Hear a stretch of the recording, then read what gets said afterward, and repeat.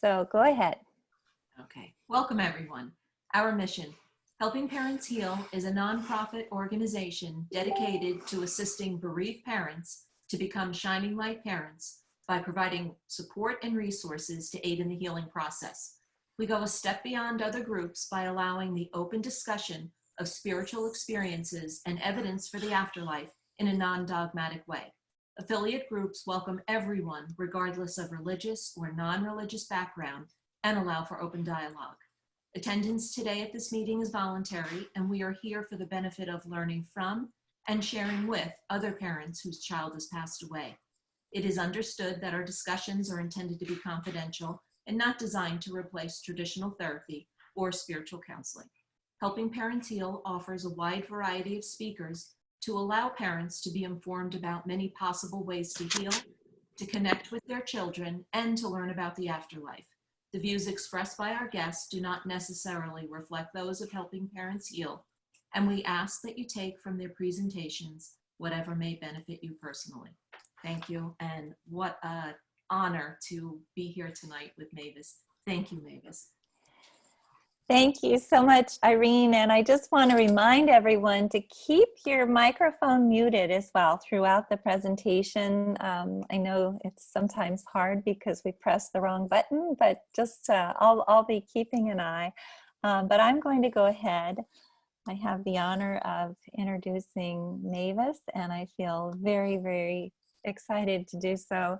Mavis Pittilla is one of the most experienced and knowledgeable mediums in the world today.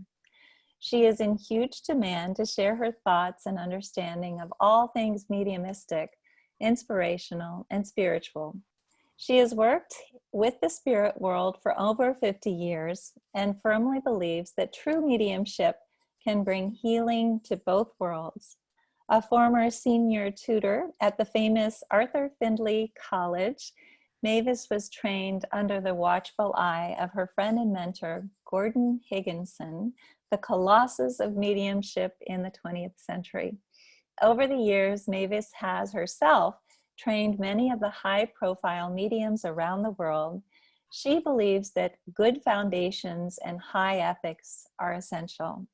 She teaches worldwide, both in person and online, and inspires everyone with her down-to-earth manner, honesty, and practical approach.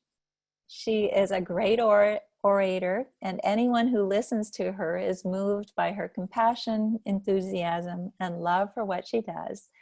Please learn more at www.mavispittilla.com. I'll be typing that in the sidebar.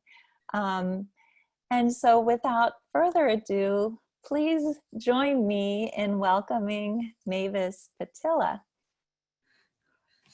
So I'm just so happy that you're here, and we have lots of really interesting questions that we'd like to ask you. And of course, a lot of the people who are on here tonight are tonight for you, this afternoon for us, have read Droplets of God, and they know a little bit about your life story. But could you first tell us a little bit about how your journey with mediumship began?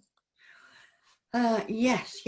I'd been given 3 months to live, and I was a Christian, Higher Church of England, so very much wrapped up in God and ministry and things like that. And I was very angry with God. I'd just remarried, and I'd got a lovely son who was still young, and I'd been given 3 months to live. And so I'm sat in a sunny living room or lounge one sunny day, and I'm having a go at God, and how can you do this to me? And then suddenly I saw a man. He didn't come in a puff of smoke. There was no angel wings. He was dressed like a labourer, just an ordinary guy with his belt on and his open neck shirt. And he just said to me, go find a healer or you won't hear the New Year bells. So that would have meant I would have passed the spirit world just before the 3 months. So I was already with a healer because I was under a urologist and I was under other medical people who I thought were the healers. And my husband came home from work and said to me, I said to him, you won't believe what's happened today. A man's appeared out of nowhere and disappeared. as quickly as he came, he'd gone. But he told me that I'd got to find a healer. So my husband kind of just patted me on the back and handed me some more medication. And the following morning went into work, and he's talking to his partner and that he worked with. And he said to this guy, oh, he said, I think her head's going now. You know, it's mentally attacking her now because she's now seeing people, you know. This man's told her to go and find a healer. And of course, she's got the best healer in the world because she's got the urologist, and he's brilliant. And this guy said, no, the spirit world will be talking about a spiritual healer, and I'm a spiritual healer. And if you want to bring her to my home, I will see her. So that's how it all started. So I went for this man, and I had received healing from him for quite a long time. And slowly but surely, the medical profession found out what was wrong with me, and they started me on a cure. Up until that time, I was on palliative care, what we call, well, we say now it's palliative care. It wasn't called that in my day. So they changed me from palliative care into treatment, and here I am today. All right. So from one argument with God and one delivery of one ordinary man who was a labourer telling me to go and find a healer, I'm still alive, thank goodness. Okay. So that's really it in a nutshell. However, after that, I couldn't stop the spirit world. They were there all the time. So if you came into my home, I'd say, oh, don't sit in that chair, my granddad's there. And people would look at the chair and say, maybe there's nobody there. Yes, my granddad's there. You can't sit in that chair. And then I'd see the cat, and then I'd see other people would just be bombarding me. And I don't know if anybody's gone through that, but it's quite traumatic when it happens. Once I started to feel better, I thought to myself, this isn't right. I shouldn't be seeing all these people. So I decided I'd go to the church. I went and sat in my church and talked to the vicar. And I said to the vicar, I think I need an exorcism because something's gone radically wrong. And I've got all these people visiting me, and I don't know who they are. I don't know why they're doing it. And he said, well, I can't do an exorcism, but I'll go and talk to the bishop. He said, just sit there and I'll go and phone the bishop and see if we can make an appointment for you. So he trundled off into the vestry, and I sit down at the back of the church. And suddenly this lovely, lovely Chinese man came, and he sat with me from the spirit world, not real, from the spirit world, and sat with me. And he said, if I should ever ask you to harm a blade of grass, a person's mind, or a person's being, then you can walk away from me. But till that time, come walk with me. So I got up and walked out of the church. And that was my beginning, really, of my journey. Oh my gosh. I just got goosebumps when you said that. Harming a blade of grass. I'd already met him because he helped me through my illnesses. He helped me through some of the illnesses, but it was so serious that day. It was so serious. He's called Mika-san. And some people have tried to research his name. Some people say he's Japanese and other people say he's Chinese. I don't care what he is. He's just a lovely, lovely soul who works with me. And you know, from there I had instant trance. I had so much happening all at once. And I think it can be overpowering and you can lose your way. When the spirit moves you to that degree and the spirit world's around you and you have all that influence from the spirit world, I think actually you can lose your sense of reality, really, and you lose keeping your feet on the ground. I had to learn how to balance between living a life and living a spiritual connection with the spirit world, and that was rather difficult too. So not easy, but mediumship's a pearl of great price. It, you know, there's mediumship's like a tiny grain of sand. It's there, and as it irritates you and makes you work and think about it and work with it, then it produces the pearl. So I always think of mediumship as the pearl of great price because it costs a lot. And I don't mean in money, I mean in understanding, changing your beliefs, changing your ideas, changing what you thought was right into something else. And you know, I've found that all the way through, that I think I've got something and I think I know it, and then suddenly I've got to think, oh no, that's not right. I've got to, you know, and you learn, don't you? I remember once saying something to Gordon, and it was about the trance, because he said to me, how do you go into trance, Mavis, and what's trance? And I said, oh, the spirit comes out of my body and stands there, and they come in and take over, and you know, and so I'm not there at all, I disappear. So, you know, he just was shaking his head like this. You've no idea, Mavis, what you're talking about. Your spirit doesn't come out of your body to let another body in. So learning mistakes, you know, I'd had a teacher before that taught me one way, and then I met Gordon, and then I started to have to rethink and retrain. And Gordon was a lovely man, and he was the colossus of mediumship. You're quite right. And Gordon Higginson, I think, will always be remembered. So not an easy journey, having to change my belief, because I love the idea of God being sat on a throne and all the angels round, and I could go to God, go to the angels, and then they'd intercede with God. And finding out I could go to God on my own because he was within me as well as in the universe, blew my fuses for ages. So not an easy journey. I don't think mediumship is an easy journey. And I think there are many forms of mediumship, many forms of mediumship. And it's understanding if you are mediumistic, you know, first of all, it's genetic. It's within the genes, so it comes up genetically. You'll always find there's another person in your family that was a bit peculiar, a little bit eccentric perhaps, different ways. And for many of them, of course, their fear of the spirit world made them shut it down.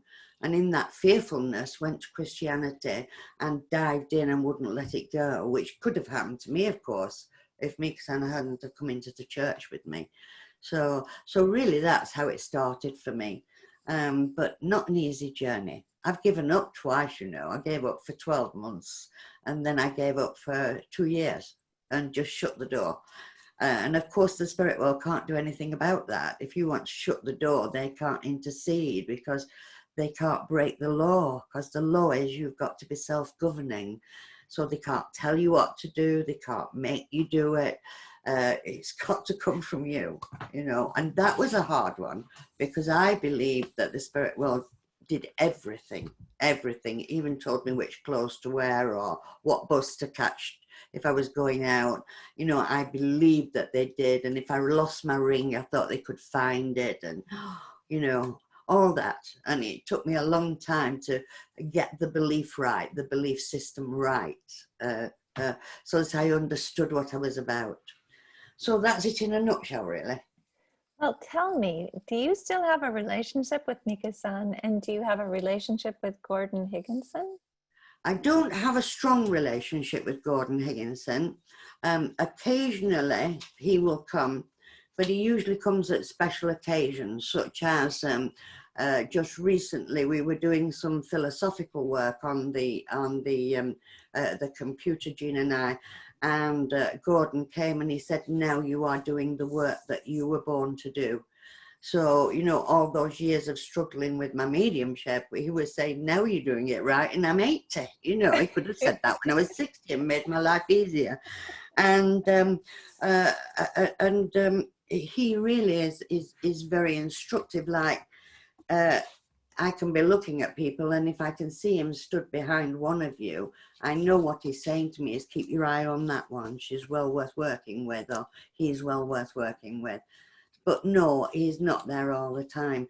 But, you know, he's got lots of things to do and places to go and people to see.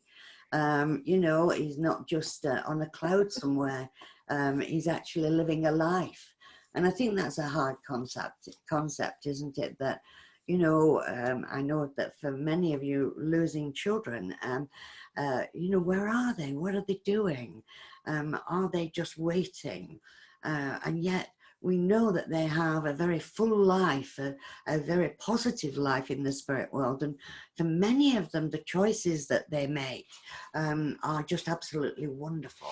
And they are allowed to make choices and decisions about their future and where they're going and how they're going to progress. And I think that that's very important, that we know that they're not just somewhere in a nothing situation, that they are still people, they're still children, they're still growing, they're still learning, they're still developing, and they still love their mums and dads.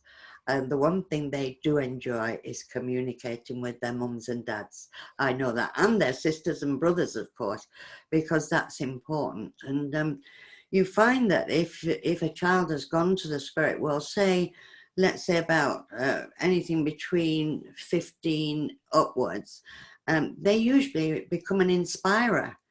They can't become a guide, but they can become an inspirer. So they do such a lot of work in the spirit world. So, you know, say my mum is going to be a medium, so I'm going to work with my mum and I choose to be an inspirer. So what does that child do? That child will go into the world of the spirit and talk about their mum and say, my mum's a medium and she's good at doing this and she can do that. Now, she's not too good on clairvoyance, but she's brilliant with clairsentient, and she will be coming to your church or your centre, and you want to be there and I'll help you. So, you know, when we talk about inspirers, we're not just talking about people that they're going to inspire us. They inspire the spirit world as well. And they help to actually organize the demonstrations that we do and the private sittings we do. They're there all the time. So you may not pick them up when you're doing your private sitting or your public dem, but mark my words, they will have had an input, because if they have chosen to be that inspirer, they will be healing two worlds. They will be healing this world, but they will be continuing to heal the next. And of course, they work very, very hard when possibly bad passings happen, such as murders, such as suicides, such as drug overdoses. They will be there for them. They will be there for them, and they will help them, and they will guide them to the mother or the father, if the father has become the medium, to help them so that they can make a connection with their own family. And I think that's rather wonderful to think that our children are still working and still living, but still so connected with us.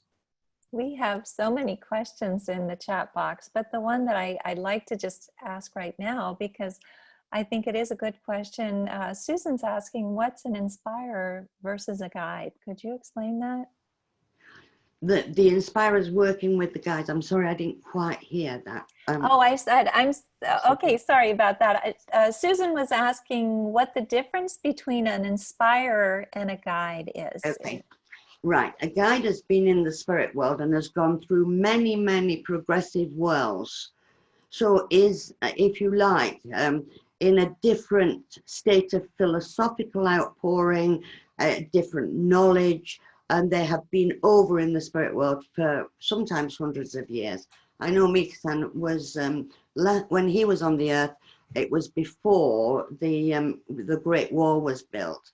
But they progressed through the many worlds in the spirit world, you know, and we have to look at that we go to the mental level when we go, then we go to the etheric, then we go to the astral. So we're moving through these worlds of philosophical knowledge. That's what we're doing as we go on. But with the guide, they're there before your birth. So they make a choice to actually be with you before you come here. So as soon as you're a gleam in your father's eye, then that's when the guide starts to work. All right. And he's with you then right the way through. Your inspirers are usually your friends and your family. They inspire, and they inspire the two worlds. And quite often when you're doing inspirational writing, it's not necessarily coming from a guide, it can come from an inspirer who has something of value to say. So that's the difference. So you're talking about people, the guides are people that have made a determined development and have chosen you. I remember saying to Mika-san, why did you choose to be with me? And he said, because I had to learn patience. Well, that told me a story or two, I'll tell you. Okay, made me think. Okay, but they make a choice. And what Mika-san believes is, as we're learning from them, they're learning from us. And that this interaction helps them to actually progress back to the God source. So what they pick up from us and how things work between us, I believe it's a partnership, you know, and it's a lovely partnership. And, you know, I go to him if I've got a problem. It's usually, I only go with problems to do with my mediumship. I don't go, you know, do I need to buy that new car, or should I have that sixth husband? I don't do anything like that. I will only go if I've got a mediumistic problem. And really, I know that he interprets what I need and helps to organize it in the spirit world also. Okay, so that's the difference between an inspirer and a guide. Okay. That's perfect. And Debbie is asking a question that's kind of what is on everyone's mind, I'm sure. And that is, what would your best advice be for a parent who wants to connect with a child in spirit? Well, your love is the most important connection that you can give, and your feelings and the warmth of your feelings going out. And it's necessary to know what you're thinking as you're going to the spirit world. So for me, it would be the warmth and the love first of all, but then no expectations. I think that's so important, that you can't have you can't demand of them that they've got to produce something to prove to you that they're with you. And that for you and I is very, very difficult indeed, because we want evidence, don't we? And we want proof at the beginning. It's very difficult to go with faith and listening to somebody else's opinions and philosophies such as myself. You know, how do you build on that to create for yourself that knowledge that it's okay? I can just sit here and I can just love my child. I can just imagine the feel, the smell, the awareness and the thought of them. Because when you do that, because thoughts are living things, you're already communicating with them. And you are communicating with them at the beginning. So if you're sat there waiting for them to give to you, you could be waiting a long time. But if you start by communicating with them and actually take those fragments, because there will be fragments at the beginning, they will be so elusive at the beginning, such as, you have to get through the stage, don't you, where I'm sure I felt somebody stroking my head. Must be my imagination. You've got to get beyond those thoughts. You've got to get beyond the thought of, was it my thought? And is it what I wanted to hear? Or did I really hear that from my child? So it's really learning to let go, perhaps, of an awful lot. It's a lot to ask of you, I know. But you know, it's no good you're having in your mind, well, if they bring me that that plaster foot that I've got, I'll know they're there. All right. I'll know they're there if they give me this. It's not going to work. You're far better to communicate with them in a loving way. Where are you? What are you doing? That's the best way to go. And then to be quick. You've got to be so quick, haven't you? Because as soon as you see a symbol, I know with Suzanne Giesman, who's a friend of mine, and I'm sure that you all know of her, if you don't know her, butterflies for her is very symbolic of the spirit world. I have a friend here in the UK, and robins are very symbolic of her mother coming through. So you may find in your thinking when you're quiet that somebody is saying, just watch out for the swallow coming because that will be me. Or just watch for the feather dropping because that will be me. Just watch. Just be alert. And it's responding so quickly. You to respond quickly. Yes, I accept that. And I look forward to the next time that something, a miracle happens when you can make your presence felt, rather than actually thinking you've got to have this and you've got to have that and you've got to have the other, because that sometimes can be a little bit intimidating for the spirit world, because, you know, they're in a different situation altogether now. They're in a position in the world of the spirit where they'll know exactly what they want to say.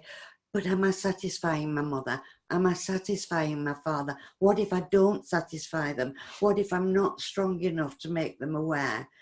So if we're not careful, instead of building up that power of love that's so strong and just accepting for accepting's sake, and sometimes having faith that this is true and this can happen is so important.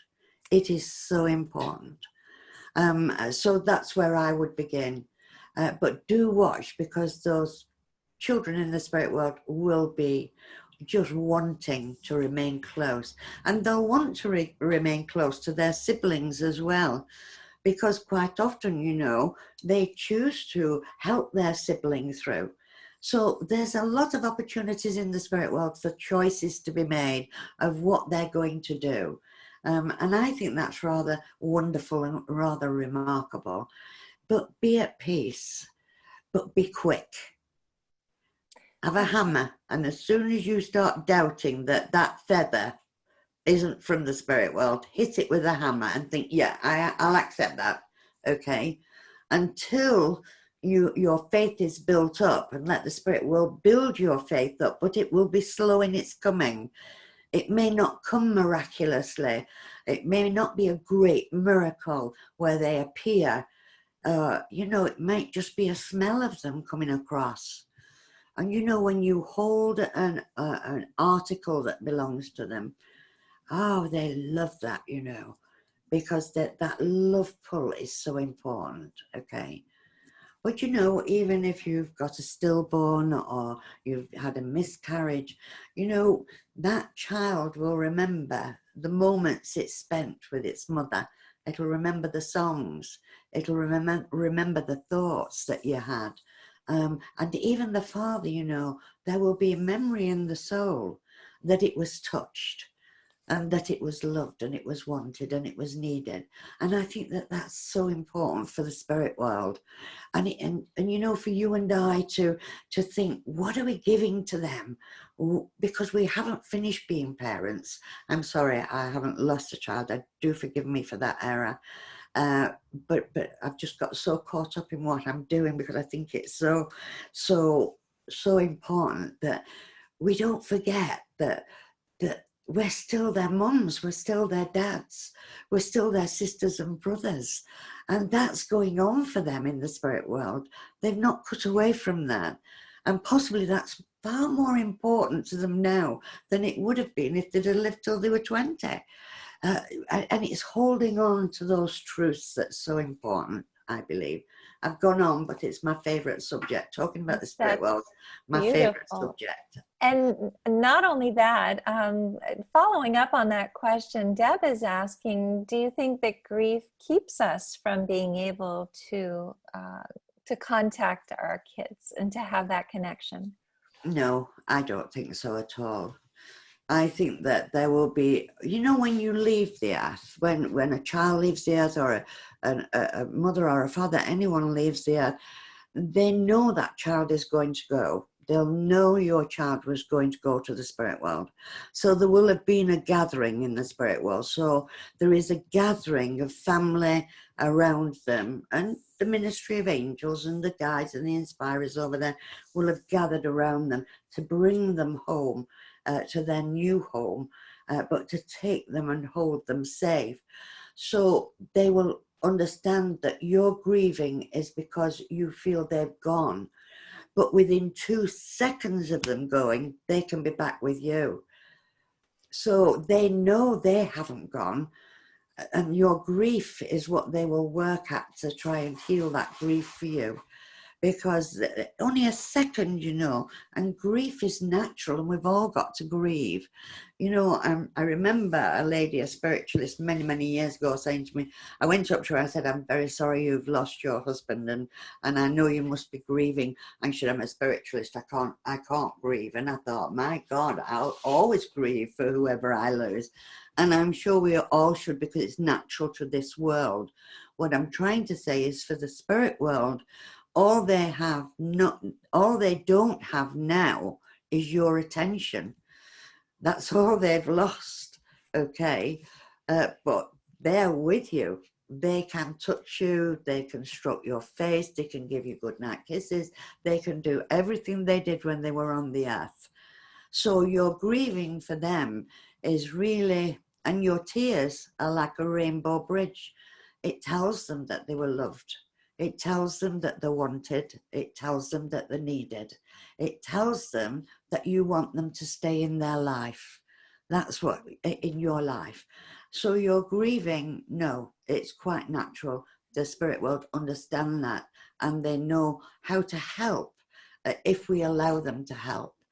And the help sometimes is just so, it's so beautiful, but it's so easy to miss. It's so easy to miss. You know, that you can think, that was that a draft that came through, or was it really, was that a kiss from the spirit world? And it's getting past that stage where you think it's your imagination, or it couldn't possibly be, or why should they? And that's the difficult thing, having the faith. And of course, going for sittings with good mediums who can talk about them, you know, and talk about them as they are now, as well as they were with you. And that's very important as well, isn't it? That you do get that you do get that. And if you are going to be a professional medium, the one thing you have to have more than anything else in the world is a faith and a belief that they are there and that they are communicating, and that you don't need the people here on the earth to tell you you're a medium. You need the people in the spirit world to tell you that you're a medium. And as long as you remember that, then you're halfway there. That's my opinion. That is beautiful. And I want to follow that up. First of all, I want to say that I love the fact that you've explained that they can actually touch us and hug us and stroke our faces. I know this is true. And unfortunately, we might not feel it, but when we start feeling those things, it's incredible. And I feel very fortunate because I do feel Morgan hugging me whenever I need him. And they, you know, this is something that is important for parents to understand, that they're not missing that physical contact because they're getting it. And it's more frustrating for the spirit world, really, because they can kiss you and you think to yourself, God, I'd love a kiss from my son. And he's giving you thousands and you don't remember because you didn't feel it, because it was your imagination.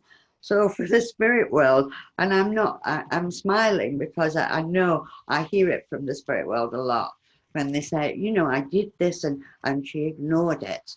And I said, she didn't ignore it. She just didn't know that you were actually trying to communicate with her. You know, so, you know, these things happen.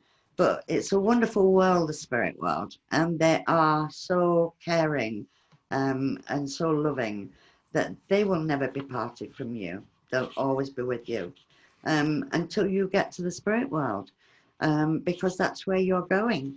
And that's a lovely thing. They've got far more patience sometimes than we've got. Okay. Well, I was going to ask you a really interesting question that Suzanne Klokanga, not Suzanne Giesman, has written. Mavis, you talk about paying the price for mediumship. It occurs to me that many of us who have had children pass, paying such a high price, have been awakened to various levels of abilities we didn't know we had. What do you think of that? I agree. We pay, you know, it is a high price to pay. But you've got to remember that possibly you're looking at it from the wrong angle. Just imagine if it hadn't opened up and your mediumship, you were actually parted from your son or your daughter.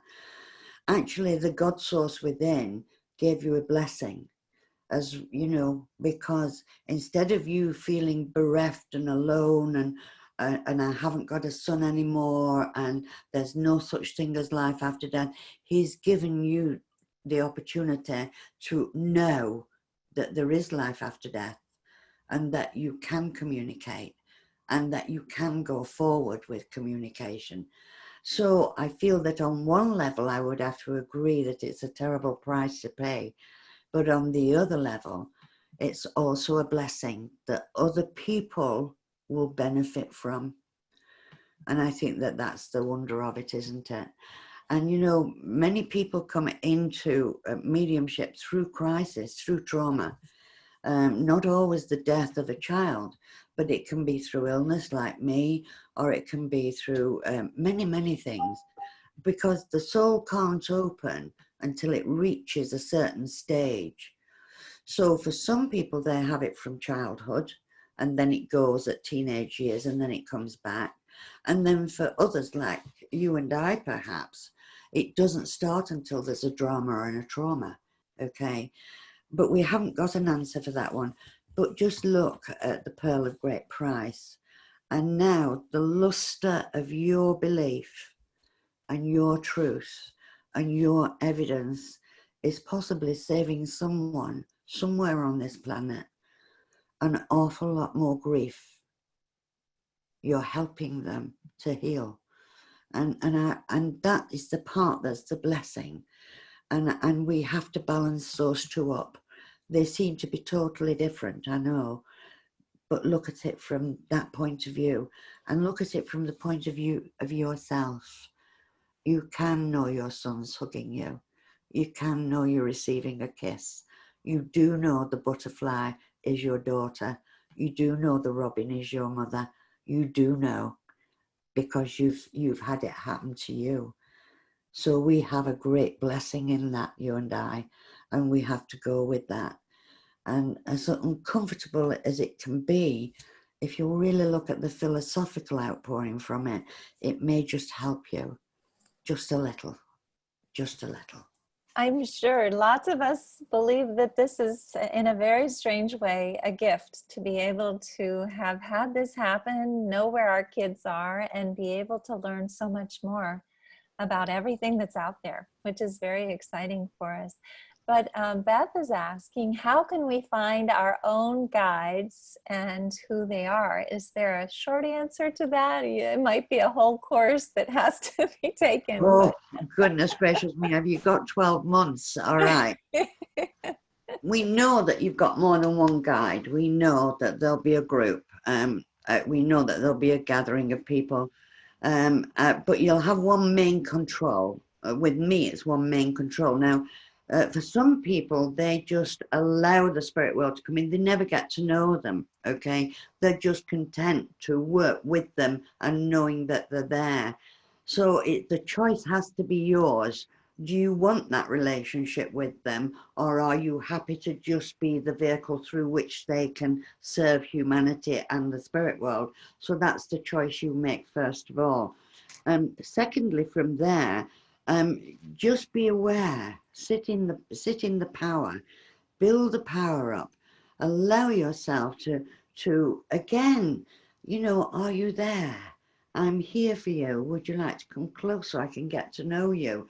It's that interaction, that communication with them that is so important, that we communicate in our way with them, and then they can feel that we want them to join us for love, not because we want something from them, but because of the love, the reality that this is our work, this is our service. This is our vocation. And I think that that's important. But you can sit in the power and open all your clairs and allow the spirit world to know that you are opening your clairs just for them.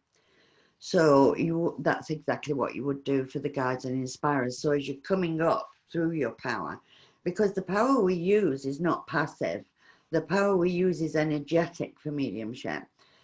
So if you're going to go into the quiet, you could go, instead of opening the clairs, you'll be closing the clairs. All right. So you want to deliberately say, look, I'm giving you my clairsentience. And then I'm coming to my heart, I'm giving you all my love. I'm coming to my throat and I'm giving you my clairaudience and my claircognizance. I'm coming to my third eye and I'm giving you my love. And I'm giving you my vision.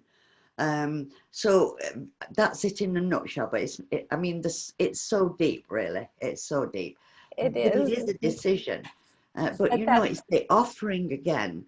You know, it's all about offering ourselves for no other reason other than just offering the spirit world that opportunity to be close to us, and then who knows, it'll happen.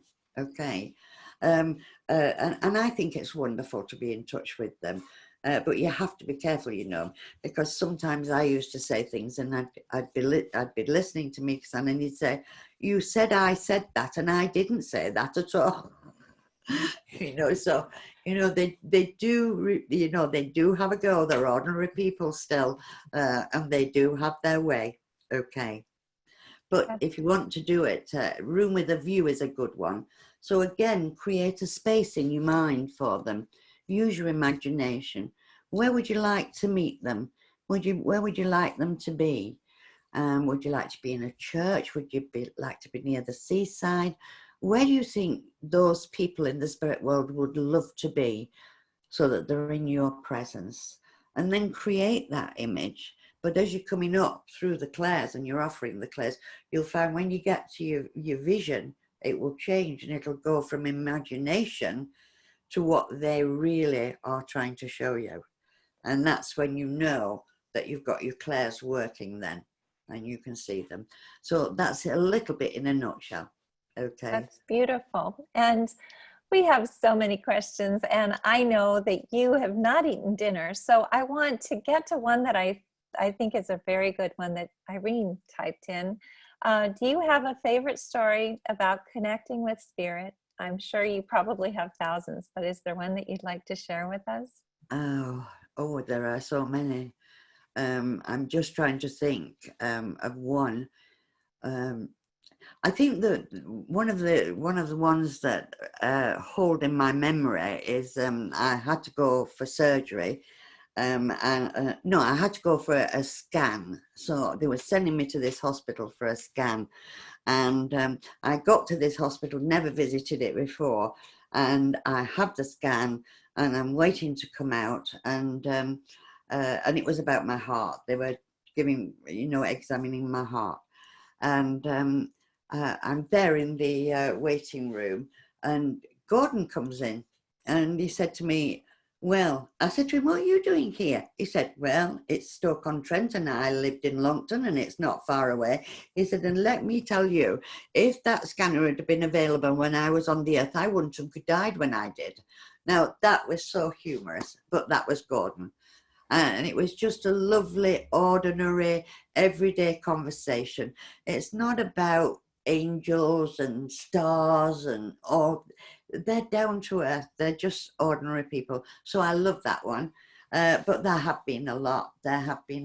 And as much as I've been told off, because I actually turned Mixan into God, really, I think, at the beginning.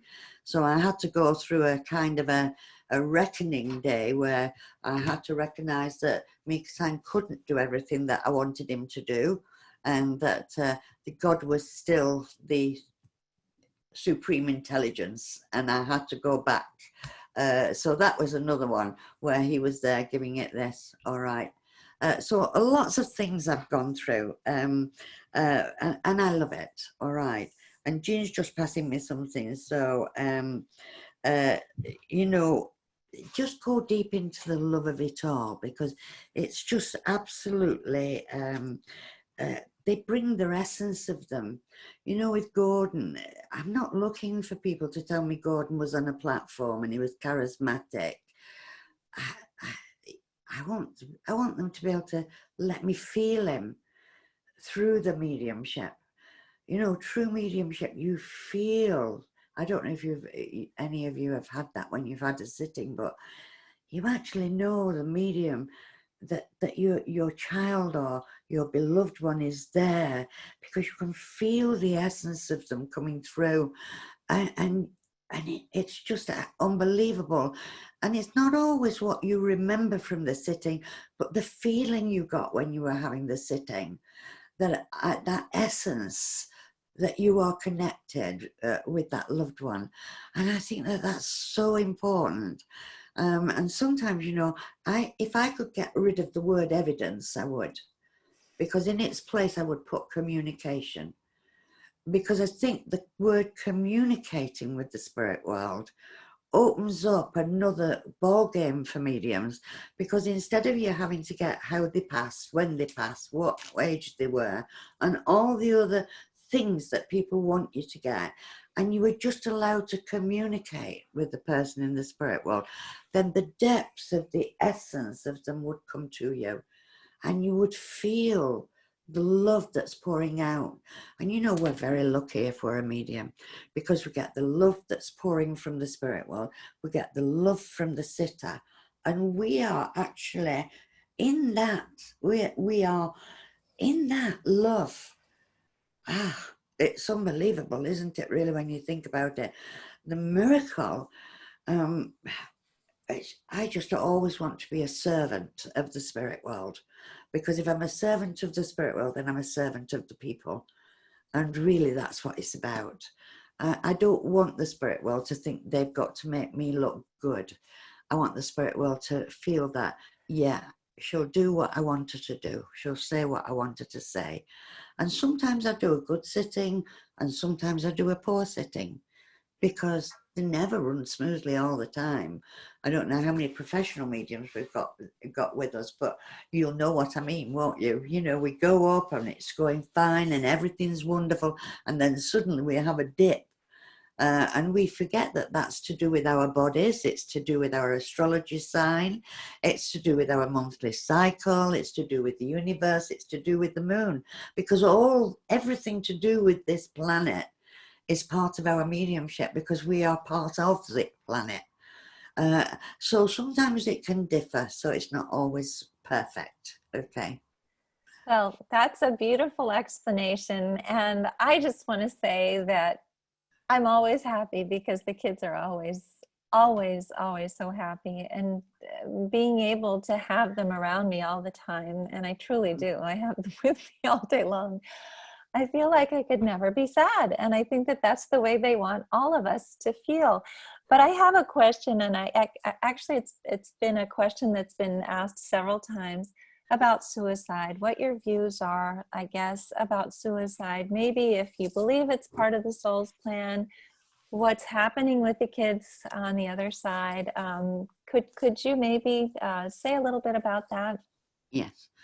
It's very serious, isn't it, when we talk about suicide?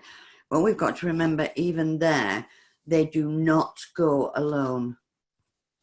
That gathering has started to happen. And there is nothing that a parent or a sister or a brother could do if they'd have picked the phone up and talked to them. You can't change what's going to come in, all right? And that's for certain. We know that. We know that when they go to the world of the spirit, they are surrounded by the people who love them, the people that understand them. So we know that that they can't go to the spirit world alone. They may leave the earth alone, but as soon as that starts to happen, then they're grasped, they're pulled in, because the spirit world know of their arrival. So for everybody who goes to the spirit world, 6 to 8 weeks before the calling starts to go out, because you can't avoid the passing. All right, the passing is there. It's in the destiny. Okay. Now, I don't know, and I'm not going to try and philosophize on whether it's the soul, whether it's karma. I don't know. There are a lot of theories and a lot of people will give you ideas. I honestly don't have a factual answer for you on that. I just know that the fact is they did not enter the spirit world alone. They are not without loving, and that they are never ever judged nor criticized for their arrival. And I think that that's important, okay, that is established. But for the rest, Elizabeth, I would just be giving you my opinion, and it's not worth it. Well, Okay. that's perfect. And that's a beautiful explanation. And I'm sure that it's very, very reassuring to everyone. Maybe in closing, could you answer another question that Irene is asking about spiritualism? Could you talk a little bit more about spiritualism so that people here understand? Well, I'm an SNU spiritualist. I am an OSNU, which means that I'm an officiant of the Spiritualist National Union, but I'm a reverend of the New Jersey, I've forgotten the name, Journey Within, under Janet Nahavik. So she ordained me, and I'm so proud of that's who I am. But spiritualism, well, I like the idea of the freedom to have opinions and ideas without me harming another person, that they are my opinions, okay? So we have 7 principles. Now, in many other philosophies, they have different principles. So we've got 7. One is the fatherhood of God, which means that God moves through all of us, is within all of us, and therefore we should be able to see God within everyone we see and meet. Then we've got the brotherhood of man, which means that we're all contained together. And I'm going to be lucky if I remember all these, but I'll have a go. Communion of spirit and the ministry of angels. We believe in that. The main one is we believe in personal responsibility. So you and I are responsible for ourselves, our actions, our thoughts, and our deeds. And nobody can change that, and nobody can take that away from us, but we are responsible. So we believe in the communion of spirit and the ministry of angels. We believe in personal responsibility, and thank goodness she's brought it up. Compensation and retribution hereafter for all the good and evil deeds done on earth. What does that mean? Does that mean that there is a God sat on a throne judging us? No, it doesn't. It means that eventually we'll judge ourselves. And I believe that we all, as we journey through life, judge ourselves as we're going through this life, never mind when we get over there. But I do believe that one day we'll go through a life review when we're over there, and that we'll do that in the spirit world. And then we'll make a decision of where we're going and what we're going to do. And then you've got, of course, eternal progress open to every human soul. So it doesn't matter whether you don't believe in anything, whether you believe in what I say, whether you're a Christian, whether you're, no matter what you are, you've got to know that eternal progress is open to you, whichever road you want to walk on. So that's the principles of it, okay? But what I like about the aim of spiritualism, the aim of spiritualism is to perfect a complete at-one-ment between man and God, until every action, thought, and deed is in accordance with his law. And I think that again sums it up in that little saying, which I find very difficult to live by, I've got to say, because I do like some people and I don't get on with others, but I do try, and I'm very trying. So that's that, okay? We haven't, if I could just say, I just want to retrack a little minute before we finish, but you know, I haven't talked about people that go over in accident conditions, have we? Okay, car accidents and plane accidents and things like that. You know, quite often we are traumatized because we feel that they've gone through so much pain at the impact, okay? When what I know from the world of the spirit and what they've taught me is that quite often they are taken out of the body before the impact, so they don't feel the pain. Then when they're in the spirit world, they have what is called amnesia.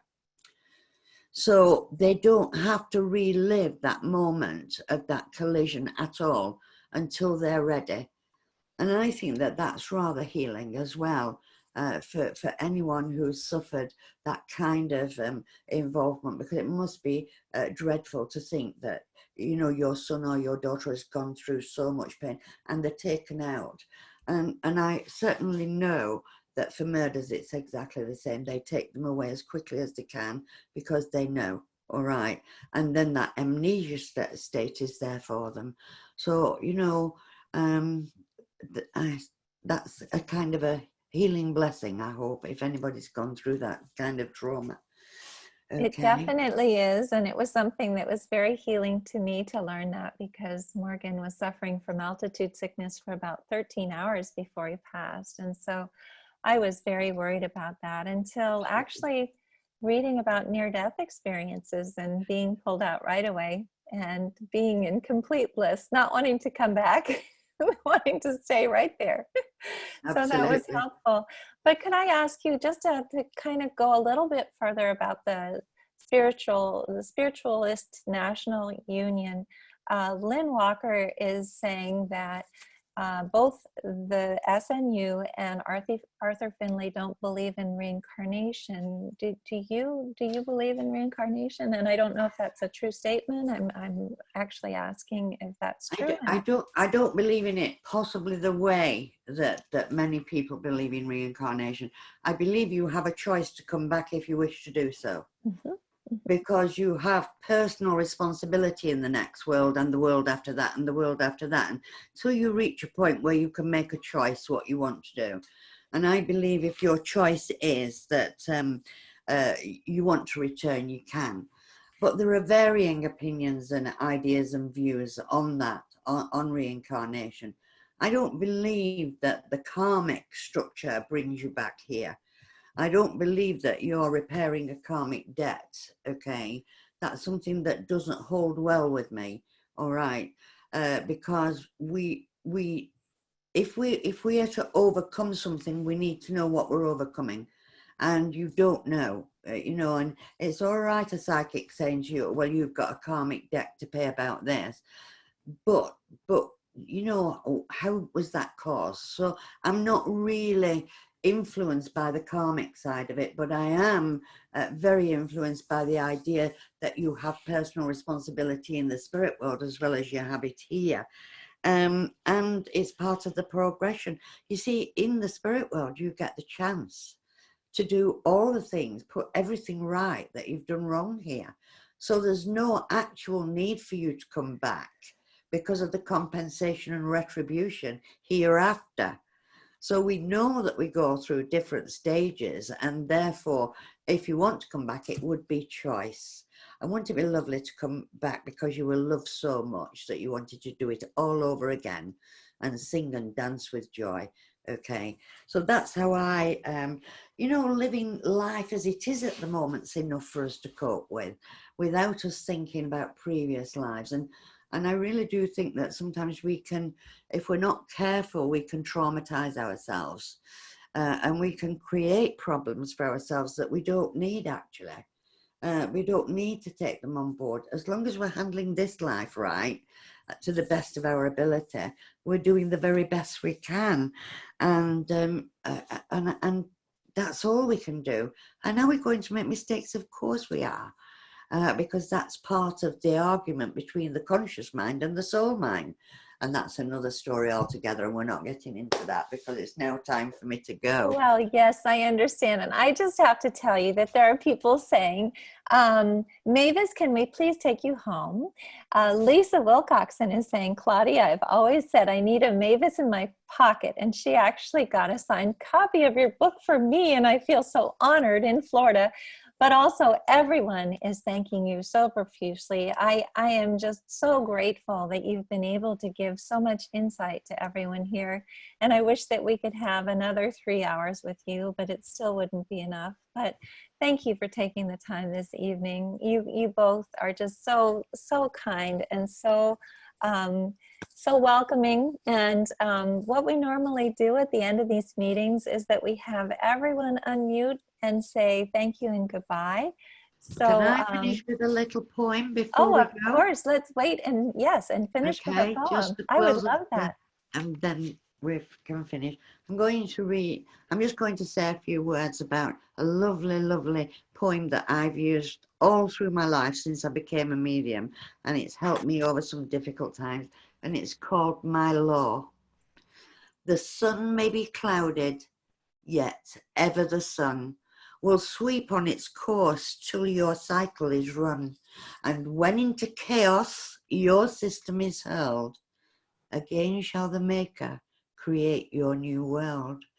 Your path may be clouded, uncertain your goal. Move on, for your orbit is fixed to your soul. And though it will lead to the darkness of night, the torch of the builder will give you new light. You slept in a jewel, you leapt in a wave. You roamed in the forest, you rose from the grave. You took on strange garbs for long eons of years, and now, in the soul of yourself you appear. You are your own devil. You are your own God. You fashioned the paths that your footsteps have trod, and no one can save you from error or sin until you have listened to the God that's within. Thank you. Wow. That's absolutely beautiful. Mavis. Oh my goodness. Yeah. Thank That you was so amazing. much. Okay. I guess now we can say thank you. Goodbye. Thank you. Thank you, Mavis. Thank you. That was beautiful. Thank you so much. Thank Jean. Thank Thank you so much. That was amazing. Thank you. Thank you for having me. Remember, it's my opinion, my philosophy. Okay. Beautiful, beautiful Thank you. philosophy. And by the way, if you all haven't read Droplets of God, make sure to do so. It's her biography that was done by Suzanne Giesemann. Beautiful, beautiful work. You'll learn so much more about Mavis and her life. So thank you all. Thank you. Wonderful evening. Bye-bye. Thank you. Bye.